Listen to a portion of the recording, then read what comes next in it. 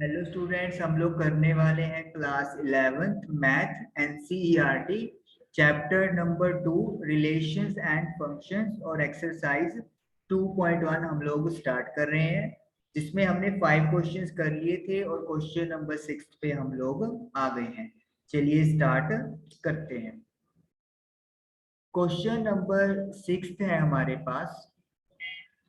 If A cross B is equal to a comma x, a comma y, b comma x, b comma y, find a and b, a और b पता करें। तो अब जैसे आप लोगों को पिछले सेशन में हमने डिस्कस करवाया था कि ए क्रॉस बी का मतलब क्या होता है कि पहले हमारा ए वाला एलिमेंट आएगा और फिर कोमा में बी वाला एलिमेंट लिखा जाएगा। तो इस चीज के अकॉर्डिंगली जो फर्स्ट एलिमेंट है, जैसे यहाँ पर ए है, यहाँ पर ए ही है तो दोबारा लिखने की जरूरत नहीं, बी, और यहाँ पे भी बी दोबारा लिखने की जरूरत नहीं है। तो ए कोमा बी जो है वो सेट ए से बिलोंग करता है और बी में आपके पास आएंगे एलिमेंट, एक तो एक्स आ गया और एक वाई आ गया। एक्स और वाई अगेन रिपीट हो गए तो दोबारा लिखने की जरूरत नहीं होती। तो इस तरीके से ए क्रॉस बी की हेल्प से हम लोग ए और बी जो सेट है वो फाइंड आउट कर सकते हैं। तो ये क्वेश्चन नंबर 6 हमारा डन हुआ। Now let us do question number 7. Let A is equal to 1, 2. Set A दिया हुआ है, B दिया हुआ है 1, 2, 3, 4, C आपको दिया हुआ है 5, 6 और D दिया हुआ है 5, 6, 7, 8। तो आपको वेरीफाई करना है first part, A cross B intersection C is equal to A cross B intersection with A cross C। चलिए वन बाय वन स्टार्ट करेंगे। पहले हमें जो रिक्वायरमेंट है वो हम लोग फाइंड कर लेते हैं। जैसे हमें एक तो चाहिए B यूनियन C, नहीं सॉरी इंटरसेक्शन, बी सी का इंटरसेक्शन मतलब जो कॉमन है। आप देख सकते हो बी और सी में कुछ भी कॉमन नहीं है, तो इसका मतलब इसका आंसर आ जाएगा 5। तो फिर ए क्रॉस बी इंटरसेक्शन सी, मतलब आपने 1, 2 का क्रॉस करवाना है 5 के साथ। तो जब भी ऐसा आपको सिचुएशन आता है तो यू विल गेट ऑलवेज 5, आपको नल सेट मिलेगा। अगर मतलब एक सेट में कुछ एलिमेंट है और एक सेट में कोई भी एलिमेंट प्रेजेंट नहीं है, तो फिर उसका जो आंसर है वो आपको क्या मिलता है, 5 मिलता है। 5 मतलब आपके पास वो एक नल सेट होगा। नल सेट मतलब जिसमें कोई भी एलिमेंट प्रेजेंट नहीं है। ओके, अब हमारे पास ये फाइंड करना है ए क्रॉस बी। पहले ए क्रॉस बी करेंगे। ए क्रॉस बी का मतलब क्या है, 1, 2 का 1, 2, 3, 4 के साथ क्रॉस। चलिए 1 पहले ए का एलिमेंट लिखोगे, फिर बी वाले एलिमेंट लिखेंगे। 1 के साथ पहले 1, फिर 2, फिर 3, फिर 4।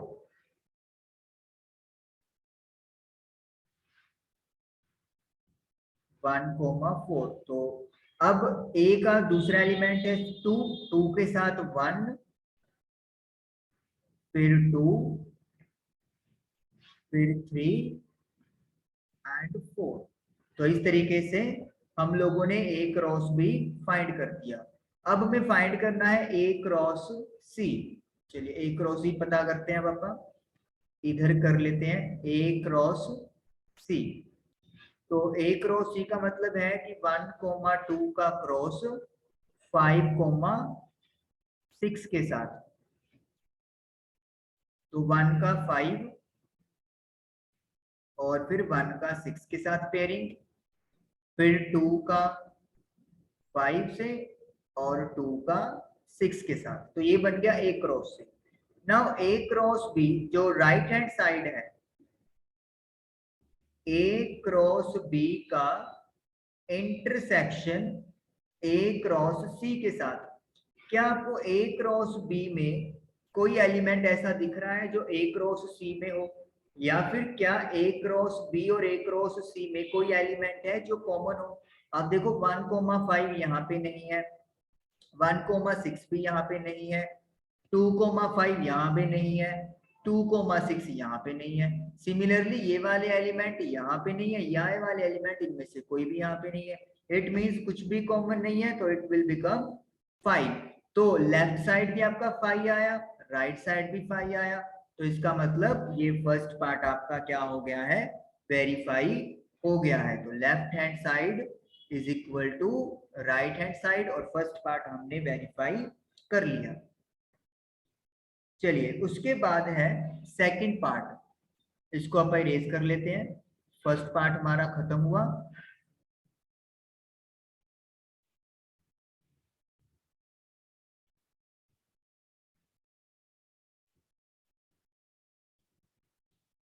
सेकंड पार्ट में हमें जो क्वेश्चन किया गया है वो ये है, वेरीफाई करने के लिए कि A cross C is a subset of B cross D। A cross C B cross D का सबसेट होगा, यानी कि जितने भी एलिमेंट A क्रॉस C वाले हैं वो सारे B क्रॉस D में आएंगे। तो पहले हमें B क्रॉस D पता करना पड़ेगा।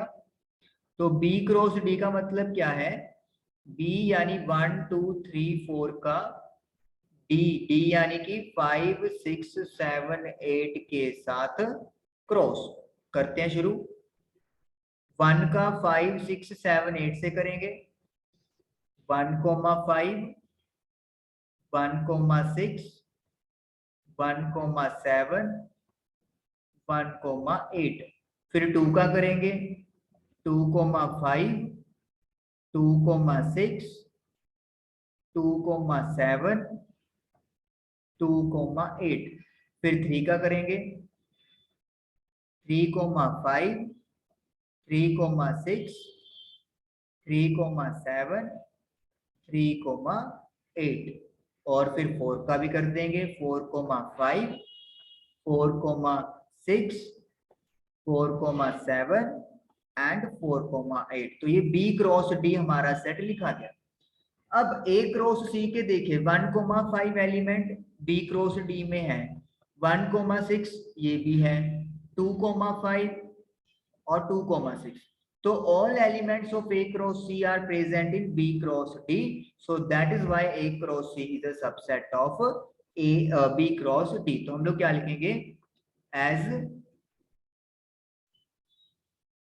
each element of A cross C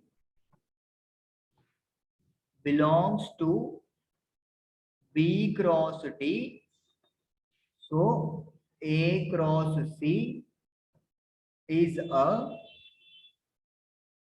subset of B cross D। तो इस तरीके से A cross C B cross D का सबसेट प्रूव हो गया।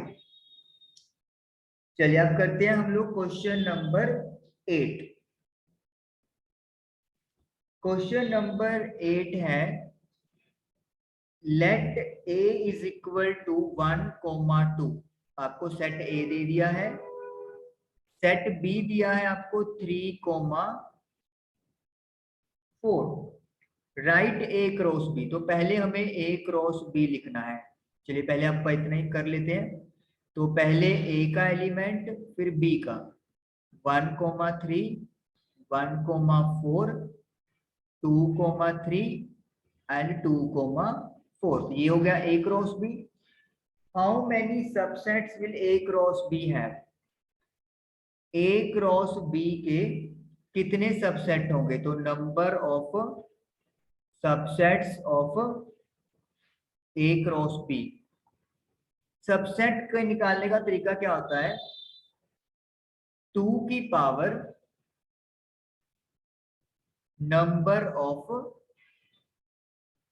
एलिमेंट्स।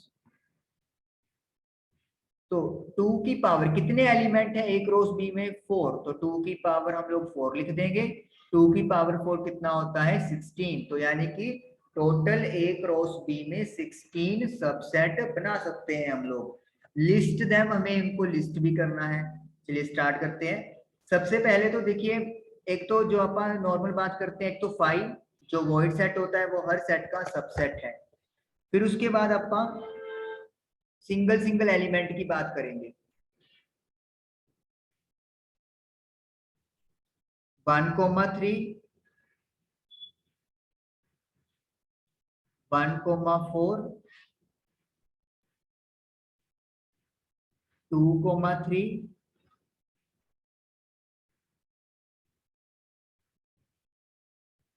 2,4। तो ये चार हो गए सिंगल। दो दो एलिमेंट का वो बना लेते हैं पेयर।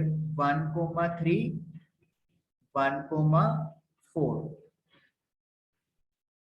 1,3, 2,3, 1,3, 2,4। फिर 1,4 से स्टार्ट करेंगे। 1,4, 2,3, 1,4, 2,4।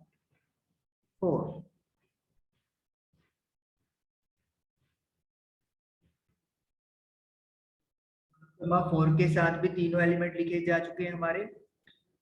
और उसके बाद है 2,3, 2,3, 2,4।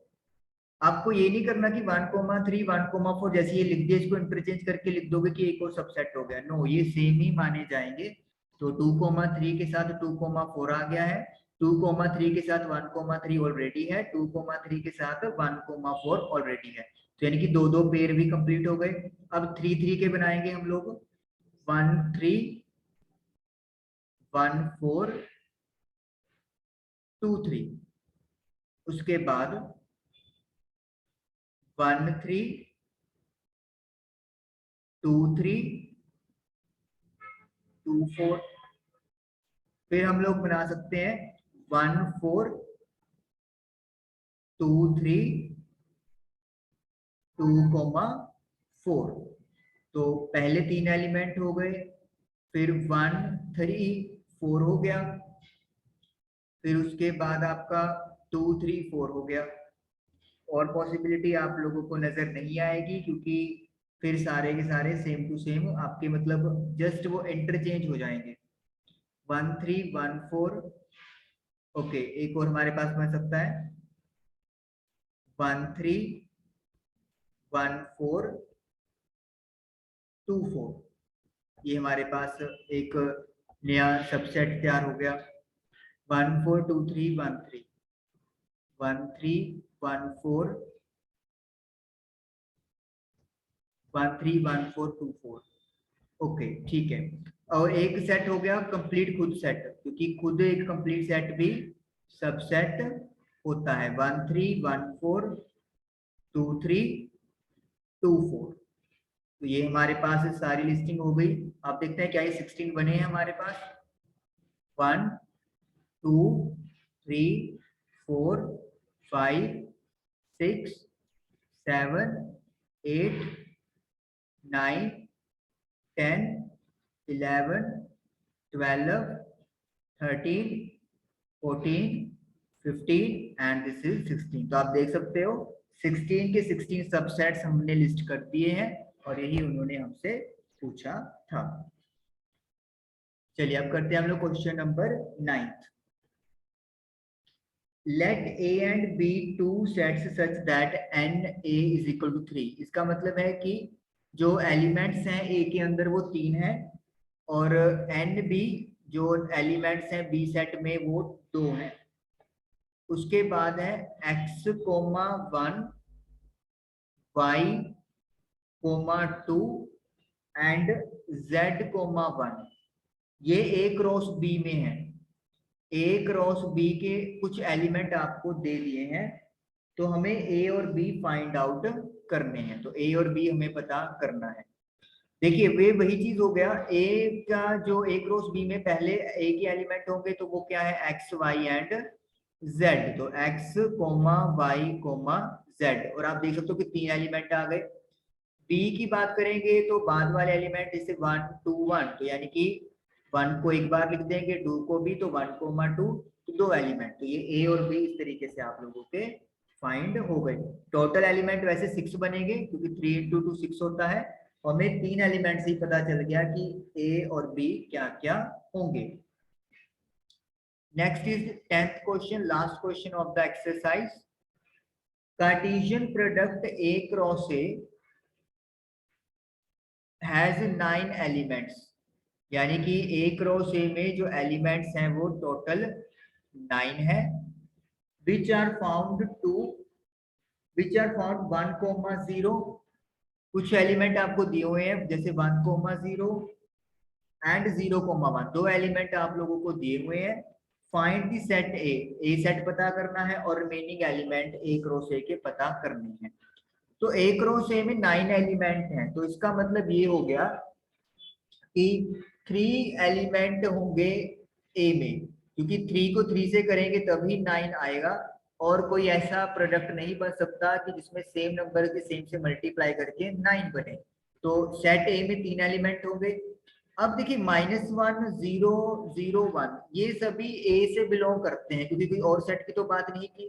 तो इसका मतलब क्या है, ए में -1 0 और 1 ये 3 एलिमेंट शामिल हैं, और इसका मल्टीप्लाई हमने ए से करना है जो अगेन सेम सेट है -1 0 1। तो ए क्रॉस ए हम लोग करेंगे, रिमेनिंग एलिमेंट्स लिख देंगे यहाँ पर, रिमेनिंग एलिमेंट्स 2 एलिमेंट दिए हुए हैं, टोटल 9 है, तो यानी कि 7 एलिमेंट्स आपके बनने चाहिए। -1 का -1 से कर देंगे, -1 का 0 से, लेकिन वो ऑलरेडी गिवन है तो इसको स्किप कर दो। -1 को 1 से कर दो, फिर 0 का -1 से, फिर 0 का 0 से, 0 का 1 से, बट वो गिवन है तो इसको भी स्किप कर दो। 1 का -1 से, 1 का 0 से, एंड 1 का 1 से। तो आप काउंट करो 1 2 3 4 5 6 7, तो 7 एलिमेंट ये रहे, 2 गिवन है तो हो गए 9 एलिमेंट्स कंप्लीट। तो इस तरीके से ए क्रॉस ए के अंदर 9 एलिमेंट थे, और जो 2 एलिमेंट दिए हुए थे उनको छोड़ के बाकी 7 आपने फाइंड कर लिए। तो इस तरीके से एक्सरसाइज 2.1 कंप्लीट हुई। आई होप कि आपको समझ में आई होगी। Thank you for watching the video.